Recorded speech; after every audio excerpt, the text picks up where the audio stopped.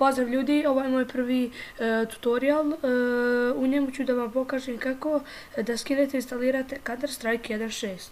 Uđite u svoj internet pretraživač. Idite na ovaj link koji ću vam ostaviti u deskripciji.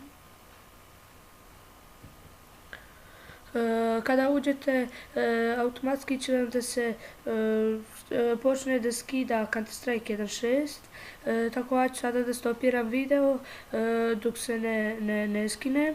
Skinuo nam se Counter-Strike. Idite u računalo, u preuzimanja i idete sada ovdje idete u pokreni. Sačekajte sad malo. Idite na next i sada sačekajte da se instalacija završi. Instalacija neće dugo trajati, ali ipak ja ću pauzirati video dok se instalacija ne završi. Evo ljudi, kao što vidimo, završila se instalacija. Idite na finish, tu na vašem desktopu stvorili ste 3 ikonice. Ovo je ta Counter-Strike, došla je još ova jedna igrica uz nju, Half-Life, a ovo ovdje vam ne treba. Znači ljudi, to je to u ovom tutorialu.